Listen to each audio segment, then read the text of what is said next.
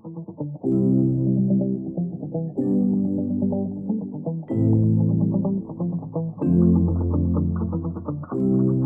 righty. Welcome to it. It is the Through It podcast, as you well know. I'm Paul, and that's Holly. Holly, good day to you. How's it going?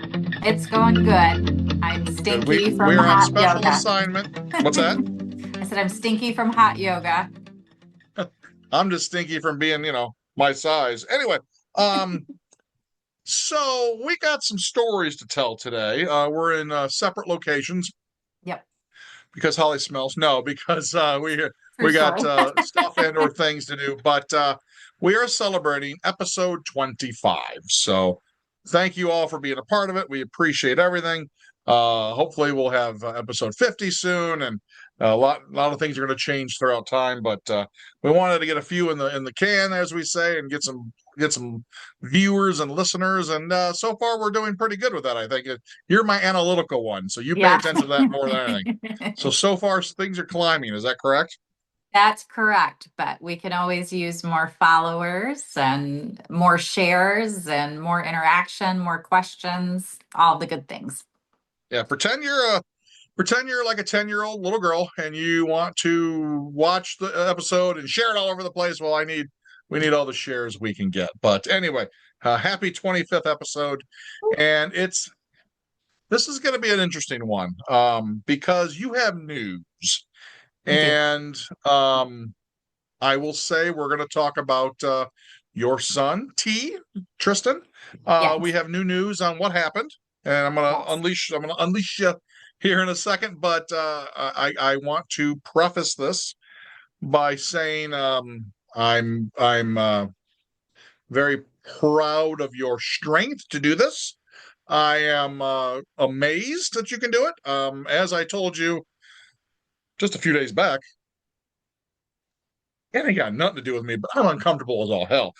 So I can't even imagine what you went through. Although a lot of it's not horrible, it's good and stuff. So let's get to it. I guess the recap is you lost Tristin to his what was supposed to be his final heart surgery. Is that correct? Yes. On July 12th of 2023. Okay. Which stinks a lot because, everyone goes to the hospital. Oh, it's the final one. Yay. And of course, what? So start me off with, what did you think happened? What happened that you've been told up till, the reason we're doing this episode, you got stories, but before these news stories, what were you told? What do you think you know? That kind of thing. We were given kind of bits and pieces of information. Um, Initially, when everything was going down, they said they thought that he had inflammation on the brain. I was asking, why that happened. They didn't know. Uh, he went into DIC, which was um, well, and initially we were told that he was developing a rash. So they were treating him with Benadryl and maybe steroids or something like that. And when we went into the room post op, I was like, that is not a rash. And he was in DIC, which I had no idea at that point in time what that was. But basically, his body knew it was in trouble and it was trying to preserve his heart and lungs. So it started throwing blood clots to try to keep the oxygenated blood close to his heart and his lungs. And then he ran out of clotting factors. So then he just essentially started bleeding out internally. I had no answers as to why that happened. Um, just a lot of panic post-operatively. And, they did a stat CT scan on his brain and said that he had catastrophic amount of air that went to his brain. When we did the honor walk just before that, which was when we were um, going to have him be a donor, an organ donor, the surgeon came in and said that he thought that Tristin had a PFO. And What's that's that a, mean? so that is a hole that everybody's born with between the atrium, which is the two upper chambers, and typically it closes within the first few days. And I was always told that Tristan's closed. So I was shocked when he told me that. So the PFO stands for patent foramen ovale or ovale, and Oh, so it's basically a hole, and there's like a little flap over it, and then eventually that seals for most people. And we had that theory pointed out, but the surgeon told us that that's the only thing that made sense to him, but it didn't make sense. So there was just, a lot of information kind of all over the place. And then afterwards, meeting with U of M, talking with Tristan's surgeon again, talking with medical folks that I'm friends with that are familiar with open heart surgery. I was getting a lot of, I guess, different theories, different nuggets of information, and uh, wasn't really able to get the full story and what happened. Now, according to U of M, they said that this had never happened before. So I think that's why there was so much panic. okay. So, so they have information and no information at the same time. Right. Okay. Yeah. Okay. Well, then I guess I don't know. You're gonna determine how much of this you want to share, obviously. Yeah. Uh, how did you come about to learn more? To learn that this just ain't exactly what you know. So me being me, I like to understand things. Knowledge has always helped me cope and deal with everything that I've come across in my life. So I was reaching out to everybody I possibly could to try to get answers, and I wasn't really getting the answers that I needed. So, as you know, I did a podcast a month or so ago, just kind of talking about what happened that day. And I had to come to terms that I may never know until, I myself am in heaven and I could ask Tristin and God, what happened. Um, Thankfully and amazingly enough, friends of mine from high school who live in the neighborhood across the street from me, my friend Tracy listened to the podcast, and she's a nurse practitioner, and her husband Mike is a internal medicine hospitalist in town, and she sent me a message and said, I cannot live with the idea of you not understanding what happened. Our Mike is really good at finding out gaps in medical care, and he's done So this for so. he's like a Dr. House or like Yeah, a Rain Man or something. yeah. He can get into some He's deep stuff brilliant. there.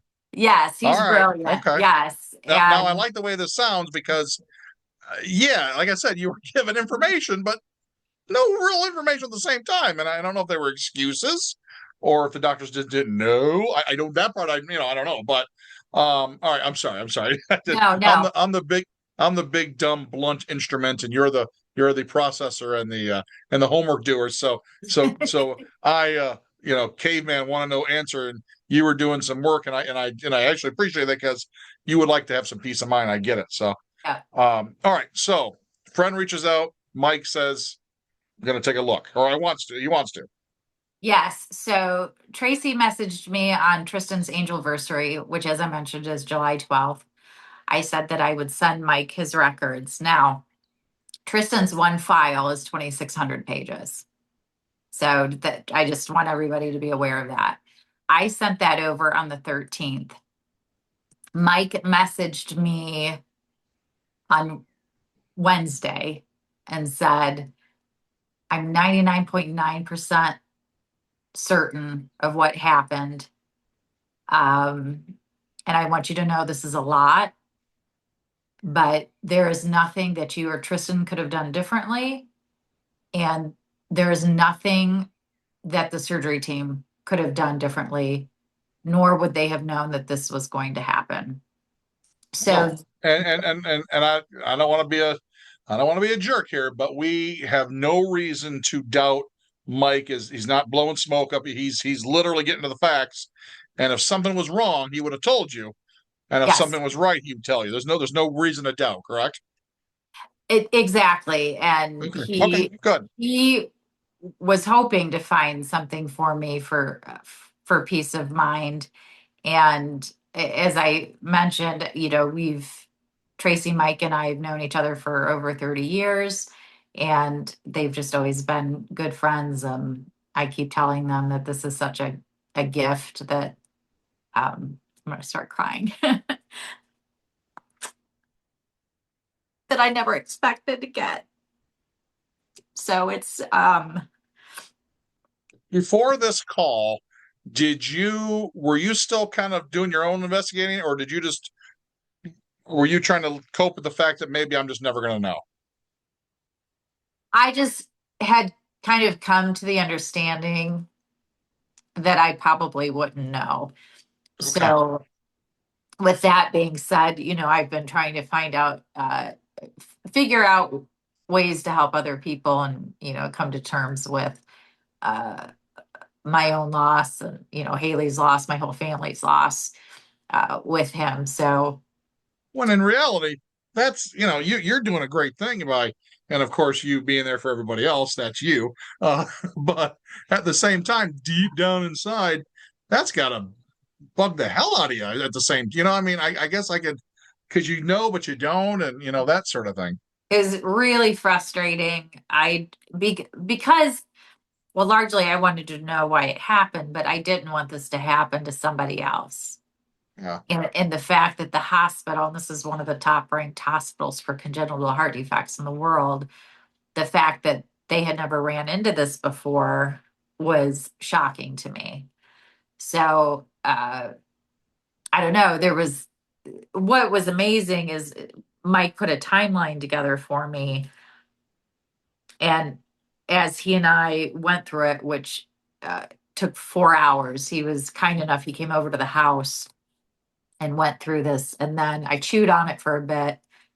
And then a couple days later sent him a very long text with all of my new questions. And he sat on the phone with me for another hour and a half, going through everything with me and answering my questions. So it's been a huge blessing. But in reflecting on everything that Mike has shared, that's allowed me to pull in some of those loose pieces that have kind of been floating in my mind for the last 3 years. And I've been able to kind of put them on this timeline now and make sense of what happened. And while I wish this never had happened. I mean, it's been the worst thing ever, but uh, there's peace in knowing that there was nothing that anybody could have done differently. There's huge peace in that for me. So I'm All right. So I very, very guess grateful. as much as you're willing to give us here, give me the gist of some of the stuff that happened, that because he says in the beginning nobody would have known. So like what? Right. So let me start off by saying he used a program. I think this is important for medical people that are listening to know this. He uses a program called Gemini, and he was able. It's basically like a AI medical program. So he uploaded Tristan's records into this, and then I believe he also has access to like medical law somehow, which comes into play with a few things that we were wondering about. So that's how he was able to dissect all of this information so quickly when I think everybody else was struggling to kind of put the pieces to the puzzle together. So, couple of things that Mike pulled out that I was so grateful for is those of you that knew my son, he had a raspy voice because they paralyzed his vocal cord, his left vocal cord, during his second open heart surgery when he was just over a year old. In addition to that, during that surgery, they paralyzed his diaphragm. And I was told initially that more than likely that was the resident that did that. So prior to Tristan's fourth open heart surgery, we met with his surgeon, and that came up. And the surgeon said, "No, poor resident got blamed for that. That was probably me." Well, Mike shared with me that intubating and extubating wouldn't have caused that because the tube for intubation isn't long enough to damage the phrenic nerve, which is the nerve that's connected to the diaphragm. So the doctor during that second open heart was working on Tristan's left side of his heart. And so that's what was damaged, was his left vocal cord and the left portion of his diaphragm. Because of that, and this was never shared with us, with that diaphragm being paralyzed, it directly compressed on his left lung.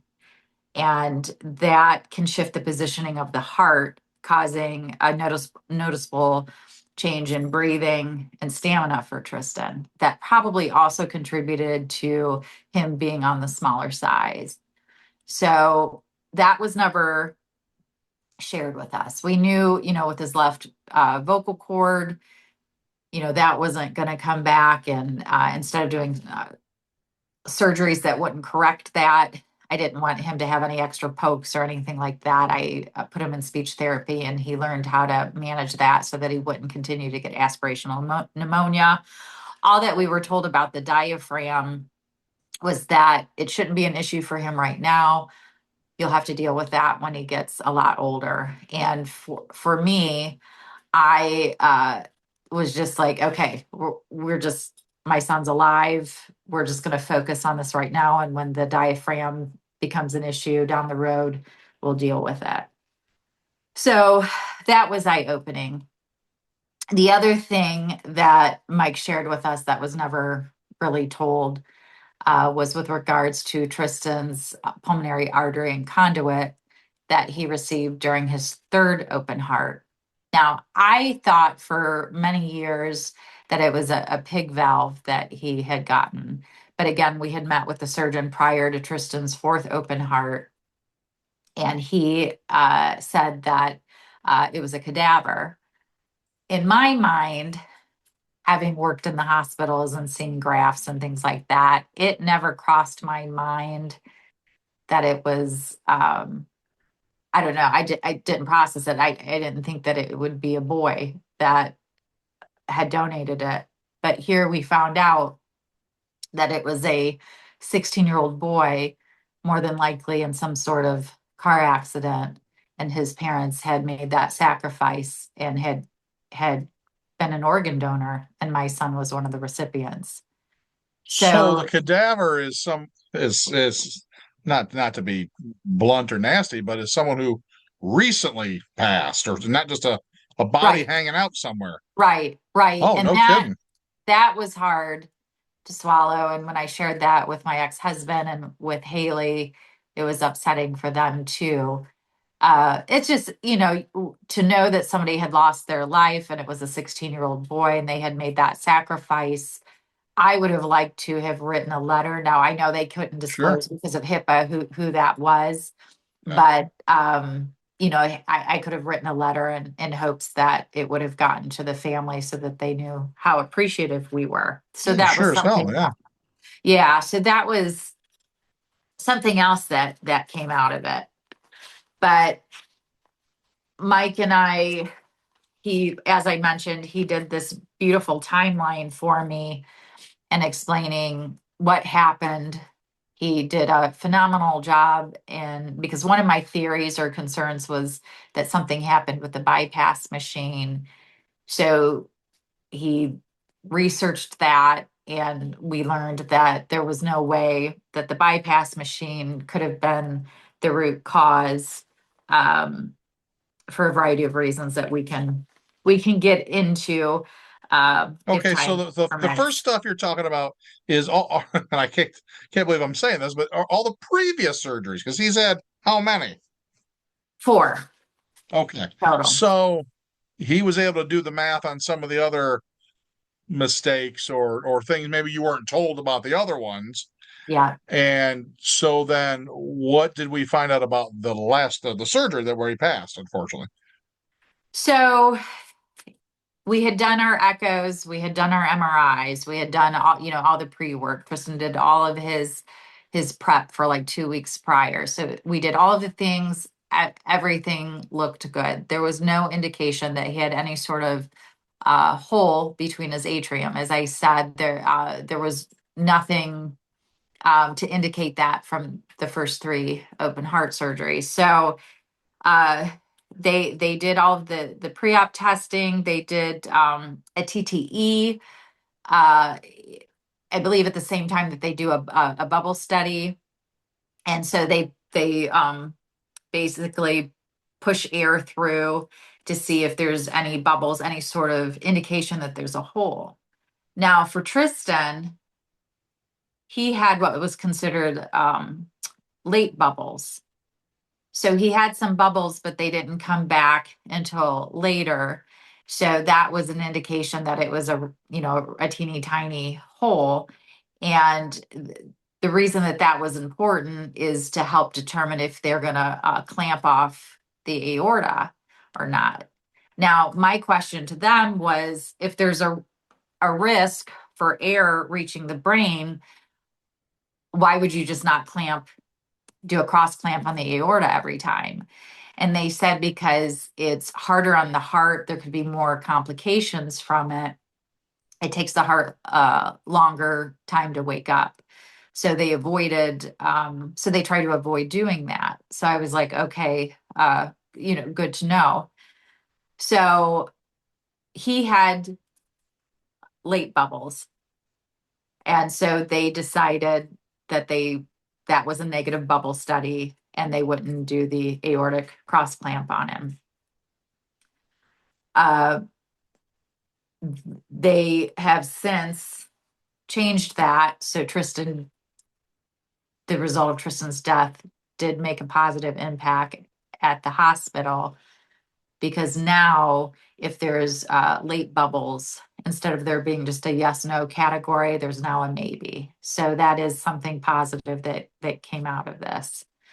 But because they considered this a negative bubble study, they got him prepped, and pretty quickly they they got into trouble with him. So they had him hooked up to NIRS, which stands for near infrared spectroscopy.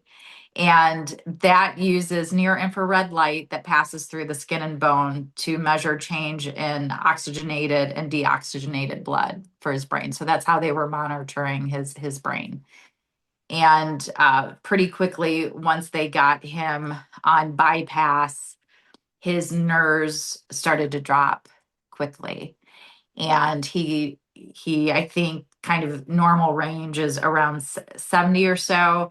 And he dropped it down to 40. And when that happens, he's in the danger zone.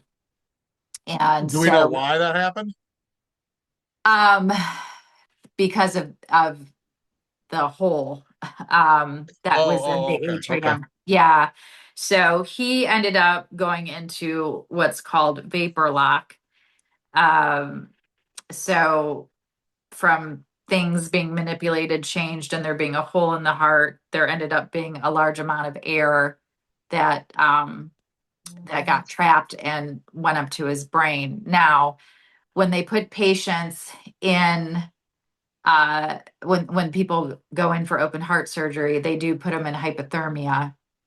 So Tristan was pretty cold, and the hopes for that is if something like this does happen, perhaps that will help preserve tissue so there there won't be damage or there'll be minimal damage.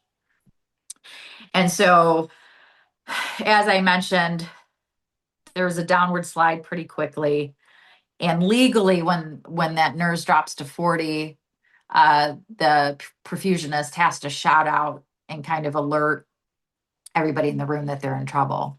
So this first acute drop was about 15 to 20 minutes of Tristin not having oxygenated blood in his brain. That seems Uh, like a lot to me. yes.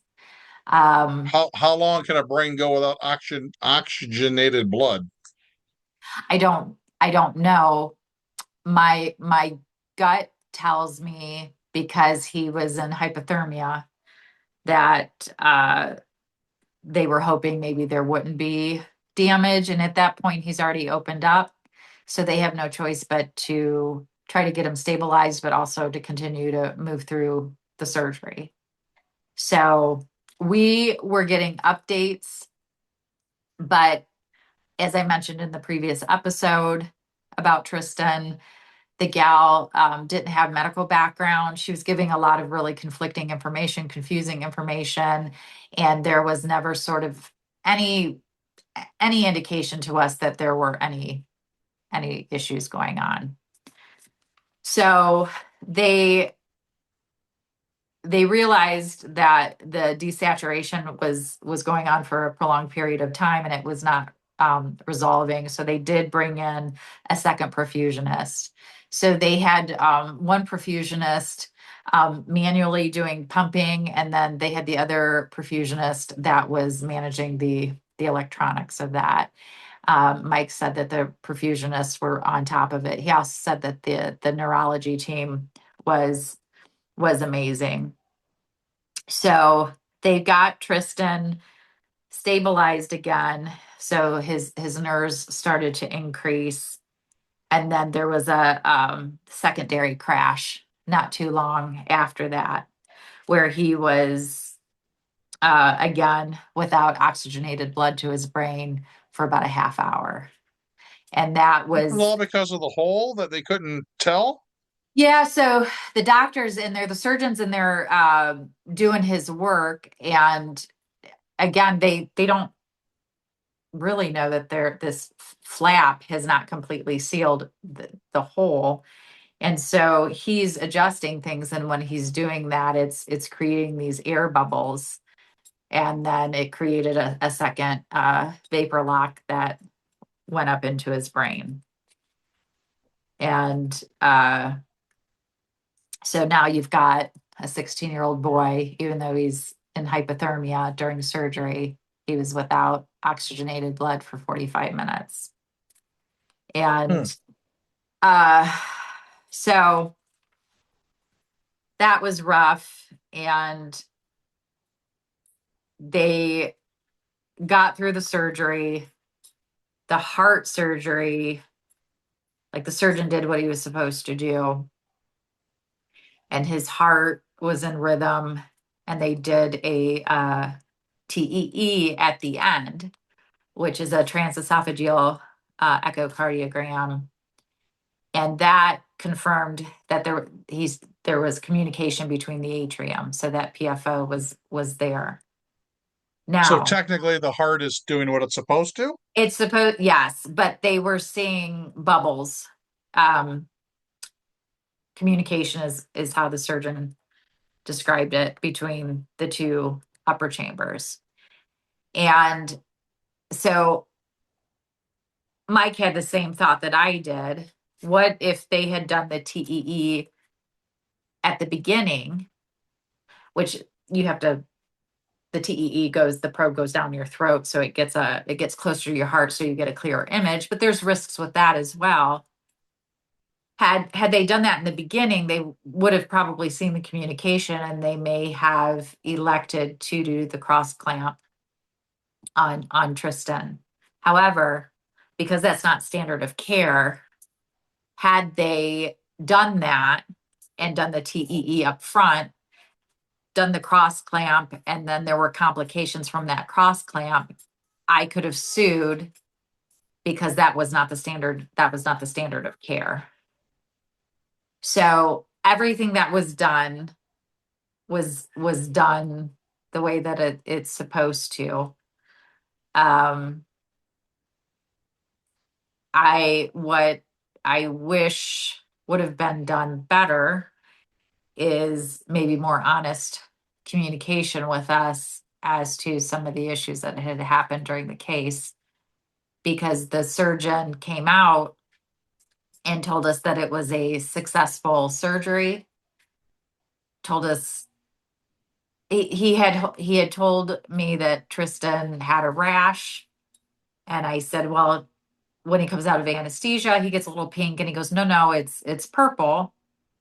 And I said, well, he's had petechia or petechiae before, and doctor said, and those are like little purple dots.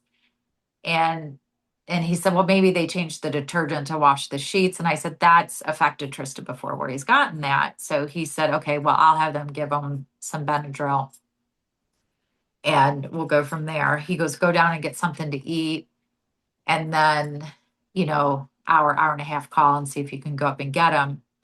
Now, retrospectively, after I know all this information and remembering the conversation with the surgeon and his body language and his tone, I now know he knew there was a good chance that we were going to have problems.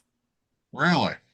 And I remember him just going, when I responded about his rashes that he's had, he said, huh. So now I'm my thought, because we had the same surgeon through all four surgeries, and he's one of the best in the world, and there's only a handful of people that can do this, is that he was hoping, because Tristan's body was frozen, that when he would thaw out, there wouldn't be any sort of brain damage. But what in fact happened is that there was, and then he ended up going into DIC, and then the what we thought was a rash, or by the time I saw it, I told him this is not a rash, but he looked like he had been run over by a truck because he was bleeding out internally. Yeah, hold So on a second. So recap this for me. So technically the heart surgery went correct. yes, Or so he did what he was supposed to there. But because he was without oxygenated blood for so long, now we're having those kind of issues.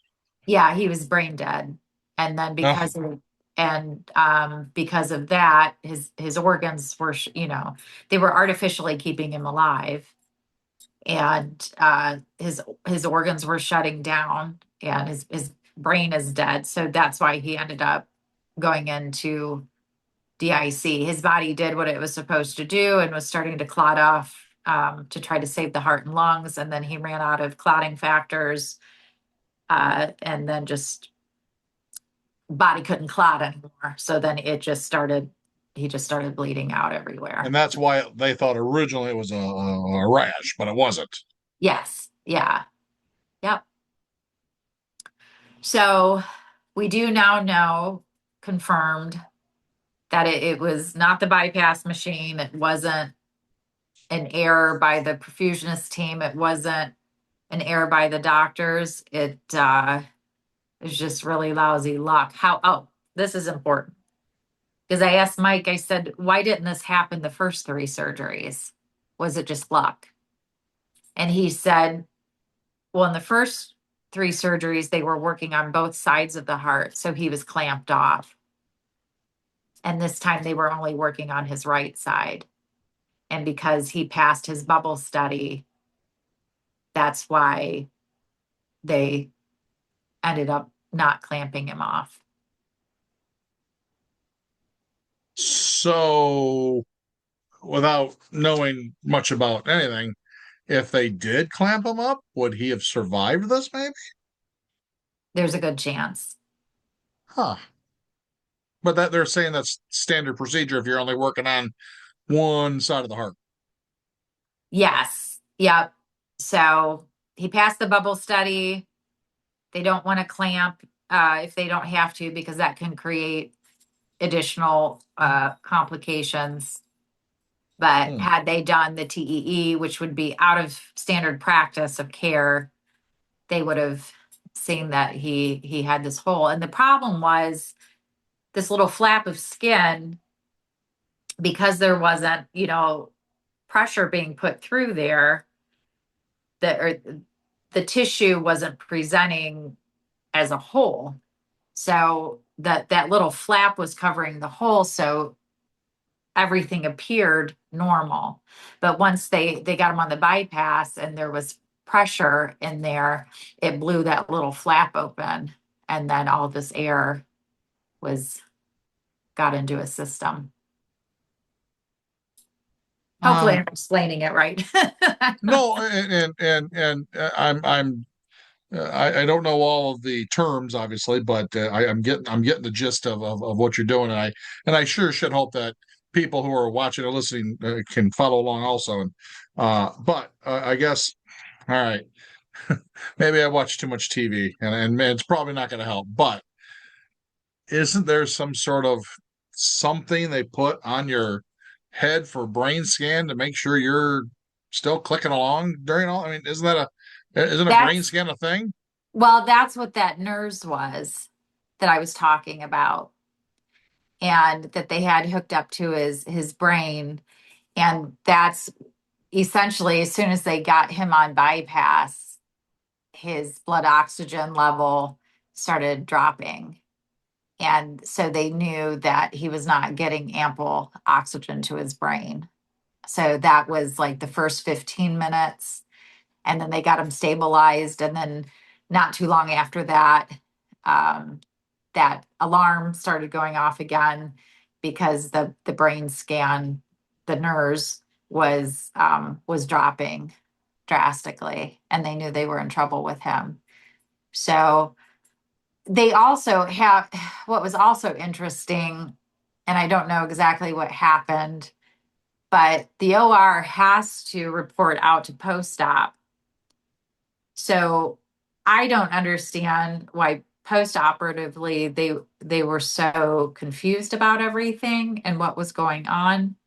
I do know that when Tristan's dad and I met with the surgeon afterwards, uh, he said that, again, this had never happened before, and this was incredibly traumatic for his team, and that they were all in counseling as well. Now, he said, I know they are, please don't take this as I'm belittling at all what you guys are going through, but we've not had this happen before.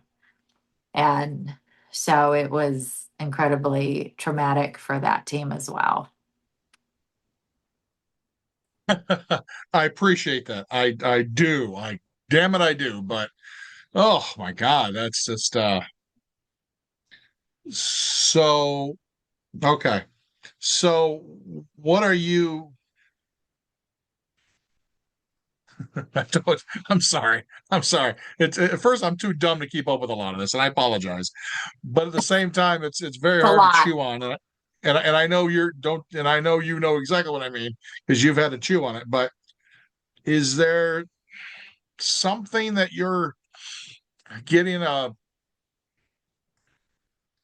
positive thought about this? And I don't know if that's even the right word, but is there something that's positive that came out of this? This your friend that kind of did the background on all this? Um, well, I mean, the positive thing is the peace of mind that it's provided for me, that I it wouldn't have mattered if I chose a different surgeon, a different hospital, if I picked a different day, if Tristan did his prep a little differently. There's peace of mind in knowing that.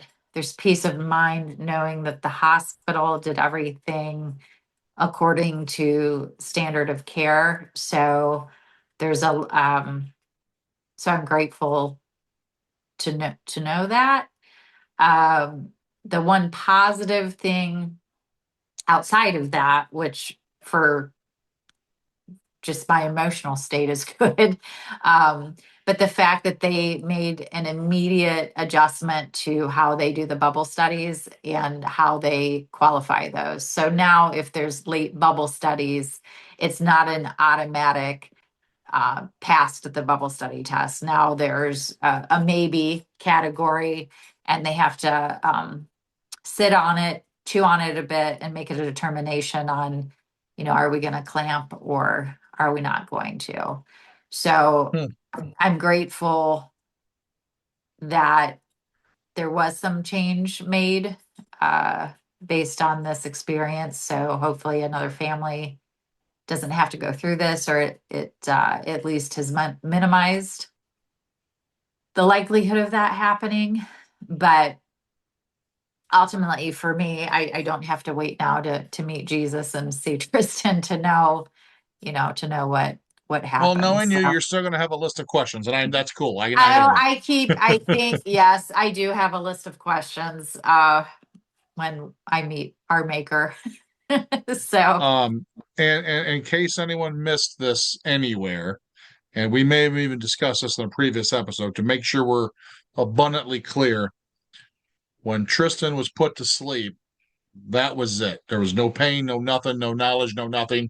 It was yes, asleep, and that was it. yes, and Mike made sure that I was aware of that. He said he went to sleep and that was it. And with the way that everything went down and what they know scientifically and medically, he didn't feel anything. He didn't know anything, and he just went to sleep. So that is a huge. That has been a huge relief for me too, knowing that he went in happy, making jokes, not I a care remember in the the world. pictures. I remember you showed Yeah, pictures, and he yeah, was goofing and just having yeah, fun, and yeah. that's Being that. this, I think that's what was, and I can't be the only one. I got to believe your family and other friends when you posted some of those pictures, and you guys are all goofing, he's smiling and being funny, and to know that later on that day it was just how the hell can that happen? And obviously you too. I'm not, but from looking in the end, going, okay, we hope things are well. We'll see you, when it's over. Just to know that, but I sure do hope that that does bring you some comfort that there was no knowledge, no pain, no zero. It was yeah, because that's very good to know. yes, yes, because a lot of people aren't that fortunate. So Yeah. he, he went down being silly and making people laugh and without a worry, and so if I had to lose him, that was, I guess, the best you could ask for. Yeah. Yeah. All right. Any other things that maybe we glossed over or missed that Mike was able to tell you that you think is, I guess, relevant? Because like I said, I tried going over some of the notes you gave me, and uh, I got all confused and started looking cross-eyed. So Yeah, no, I think that's everything we talked about was kind of the gist of it. Mike, as I said, put together a beautiful timeline that's five five pages long, and then with my notes scrolled all all over it. But that's yeah. that's the gist of it. So All right. Well, that's all I got. I hope it's I and I'm you know people go through some crazy stuff. Kids get kidnapped, crazy stuff like that. Parents don't know, and living with that has got to be stupid, just terrible. But I'm glad there's hopefully some sort of closure, and if I ever see Mike, I'll thank him too, because that's a heck of a nice gift to give somebody, and I'm glad his curiosity got enough of him to want to jump in and help, because um and I'm glad because you said earlier, you said what, a half an hour ago, there was these little pieces and parts that you weren't quite sure, and I'm glad you were able to do something on that. So Yes, it was helpful because as Mike and and I were kind of talking through the day, and he was asking me questions. I was remembering things, and I was like, oh, he did say that. Yep, this was said. And so it just kind of everything filled in. And then I feel a little lighter having this information. Yeah, So, that is good. Well, as always, Holly, you're a lot stronger of a person than I am, and because we do this podcast, I'm sure you'll be taking questions. yes. So, and and and I don't. Okay, podcast through it at gmail.com for all your Holly questions. Okay, Yeah. now that I've said that, I used to be hesitant to do that, and we just had a previous couple episodes ago where you and our guest says no, talk about it, say his name, let's talk, Yep. let's some of it's going to be not great, but some of it's awesome, and even though I hesitate to want to ask you, I hesitated with this episode too, but you made it abundantly clear. Let's talk. Let's say his name. Let's not pretend he's, let's keep it alive. And I think that's very strong of you. And like I said, you're a lot better person than I. So, Well, I appreciate you doing this with me. well, sometimes I think we might be a little crazy, but hopefully somewhere in this, you bringing this out and you going through what you went through, and I'm sure tonight's not the easiest night either. You know what? If we can help one person, if somebody can listen to other people's advice and things of the nature, maybe we did something. So once again, podcast through it at Gmail is the email to get a hold of Holly at any time. And I know it's tough, but it's kind of a nice in some weird way. It's kind of a nice touchstone for episode 25, a nice thing for 25, and it's I think anyway. I'm at a loss for words, but I think it's a nice thing to do to put a little something here for tea. So yeah. All right. Well, we're back again here next week. We've got some stuff that we're talking about. Then we'll be back with some guests. So anything and everything right here. Keep it right here with our podcast through it at gmail.com. And you have a good night. Yeah, you too.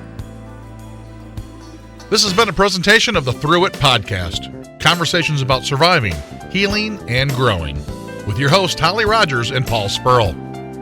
Questions or comments about one of the episodes, or if you want to be a sponsor of the Through It Podcast, email us anytime, podcastthroughit@gmail.com. Produced and sponsored in part by the Entertainment Network, enterthenetwork.com. Thanks very much for listening and being with us while we get through it.